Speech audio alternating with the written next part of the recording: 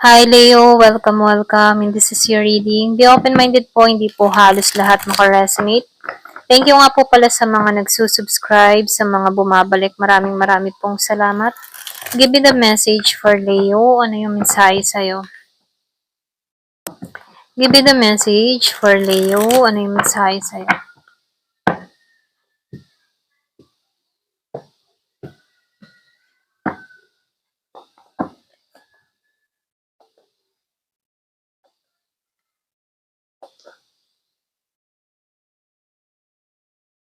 Yung iba sa inyo, no, nakikitaan ko dito, hindi ka balance.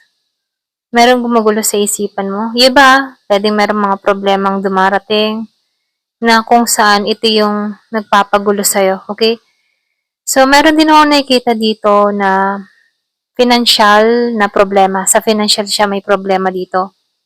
Kumbaga yung kinikita niya dito, kulang at kulang pa rin. Nagnanais siya dito na makaipon pero nakukuha pa rin. Yung iba naman sa inyo, kung meron kang kadiling dito na Scorpio, meron ding Pisces and Cancer. Meron akong nakikita ditong legal or pwedeng sabihin na meron ditong tao na may iaalok sa'yo or meron akong nakikitang engagement na parating. Yung iba sa inyo, mahal ka ng tao na to, okay? Yung iba naman sa inyo, kontrata yung parating. Pwedeng kontrata sa trabaho, bagong kontrata. So, dito, no, yung iba sa inyo, nakikitaan ko dito na temporary situation lamang yung mga naranasan mong problema. Ito lang yung mensahe, ano? So, sinasabihan ka rin dito, meron kang hinihintay na tawag mula sa tao pero hindi pa rin to kumukontak sa'yo, okay? So, nakikitaan ko dito meron tong kinakaharap na problema kung bakit hindi to kumukontak sa'yo. So, nakikitaan ko dito very young energy itong tao na to. Hindi pa to matured. Ito lang yung nakikita ko rito. Yung iba sa inyo may age gap kayo ng tao na to or pwede rin may kaibahan sa inyong dalawa rito. So, nakikitaan ko dito meron akong nakikitang single mother, single father, na merong nakakausap na bata, ganyan. Andito ka sa The Empress Energy, alam mo yung gusto mo, alam mo kung ano yung kahinatnan mo. So, nakikitaan ko dito, merong binangon or may pagbabago na nangyari sa'yo. Meron din ako nakikitang renewal na parating sa buhay mo. Yung iba sa inyo, no, kung ayaw mo pang magbuntis, meron ako nakikita dito magbubuntis, okay? Malakas yung Taurus. Kung meron kang kadiling na Taurus. Or pwede rin meron kang mabuntisan na Taurus. Okay, ito rin nakikita ko, no? So, mag-ingat ka na lang.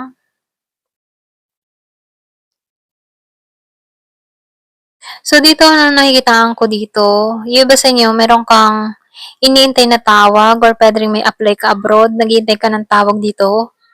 Pero ganun pa man na nakikitaan ko dito, merong konting delay. Kaya sinasabihan ko dito, be patient. So, nakikitaan ko dito, magiging maalwan din ang lahat, okay? Magiging maayos din ang lahat. Kailangan mo lang dito maging patient. So, sinasabihan ka rin dito, huwag kang mag-isip ng mga negatibo, okay? Kung meron kang iniisip mula sa isang tao, nakikitaan ko dito, meron tong mga nilihim sa'yo. Okay, pero ganun pa man tapat ang damdamin nito sa'yo, kaya lang meron tong mga nilihim sa'yo. Okay? Pagdating sa kanyang nararamdaman, totoo yung nararamdaman ng tao na to, kung may kadiling kang Scorpio. Kaya lang meron siyang mga nililihim, okay? Pwedeng sorpresa to, okay? Or pwedeng nililihim niya to, or meron tong gagawin sa'yo, okay? Kumbaga, secret muna, or meron tong isusurprise sa'yo. Kung meron kang kadiling na Scorpio,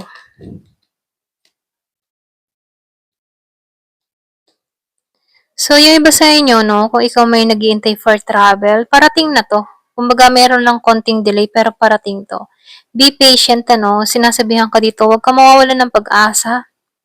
Yung iba sa inyo, parang naiinip ka, okay? Kumbaga, na natatagalan ka. So, sinasabihan ka dito, be patient, manalangin ka, magtiwala ka. Kasi yung iba sa inyo, nawawalan ka na ng pag-asa about dito sa apply mo or pwede rin sabihin sa mga nilalakad mo, maging documento or ano pa man yan, ano. So, nakikitaan ko dito kung ano man yung mga iniintay mo. Nakikitaan ko dito naiinip ka. So, sinasabihan ko dito, huwag kang mainip. So, dito, nakikitaan ko dito yung iba naman sa inyo. Kung meron kang kadiling na Pisces, ito yung makakatulong sa sitwasyon mo, okay? Siya yung tipo ng tao na mahaba ang pasensya. So, nakikitaan ko dito may pagka-healing to, okay? Magaling to mag-advise. Kung ikaw yung tipo ng tao na heartbroken, ano, makakatulong to sa sitwasyon mo para nang sa ganun maghilom ka ng tuluyan rito, okay? Kung meron kang mga hindi magandang karanasan sa past. So, nakikitaan ko dito, malaking tulong tong si Pisces dito para maghilom ka dito sa mga nangyari sa nakaraan mo. So, lumalabas dito, no? Meron akong nakikita dito yung bang tipo na talagang para sa'yo, okay? So, meron akong nakikitang mapipili kang yung meron kang tatahaking landas na kung saan ito talaga yung para sa'yo, kapalaran mo to, okay? So, dito, meron akong nakikitang Year of the Snake, Year of the Dragon. Kung Year of the Snake or Year of the Dragon ka, nakikitaan ko dito, meron kang prize na marireceive dito, meron kang reward, okay? Na makakamit dito.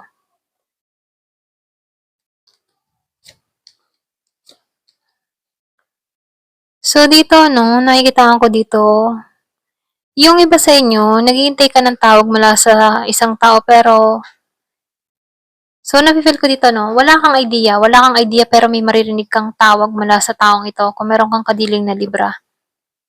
So biglaan 'tong magme-message sa'yo, hindi mo 'to inaasahan, wala kang idea, mabibigla ka sa taong ito, biglang magpaparamdam sa'yo. Kumbaga shock ka dito sa tao na 'to. So dito 'no, lumalabas din dito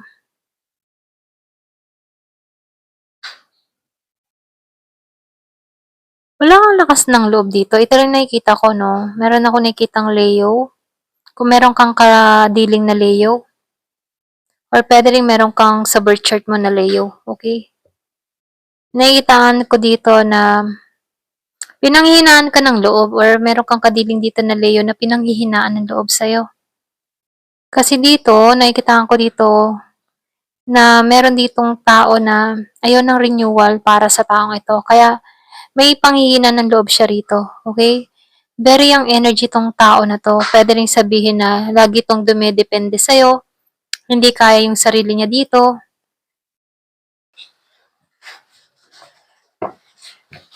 Ayan. So, start ulit tayo. Ayan, pasensya na naputol.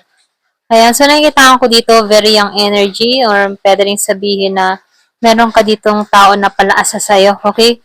Kung meron kang kadiling dito na Virgo and Taurus. Okay? Yung iba sa inyo, no? Kung meron kang gantong kadiling. Pagdating sa'yo, no? Pinanghihinaan to ng loob. Wala tong lakas na kaharapin ka dito. Yung iba sa inyo, malakas kasi yung datingan mo or pwede rin sabihin na kumbaga medyo intimidating ka, okay? Kaya dito, no, wala tong tapang, wala tong lakas ng loob na humarap sa'yo. Ni magmensahe, okay? Naduduwag to. Yung ba sa inyo meron kang kadiling dito na Libra? Meron din ako nakikitang Gemini. Kumbaga nakikita ko dito, meron tong atraso sa'yo, okay?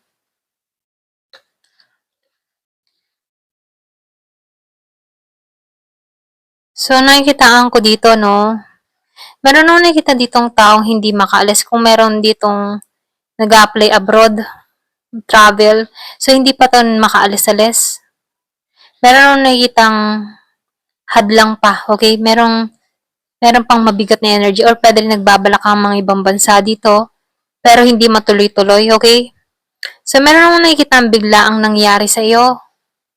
So, nakikita ko rin dito merong betrayal na nangyari. So, dito, no, lumalabas dito, merong nakatuon sa mga masakit na karanasan. Kung meron kang kadiling dito na Pisces, so meron akong nakikita dito nagloko sa'yo or nagbetray sa'yo, okay? So, betrayal nga. So, nakikita ko dito third party, meron tukso, merong umahas sa koneksyon, or meron ditong mapanlin lang na tao. Okay?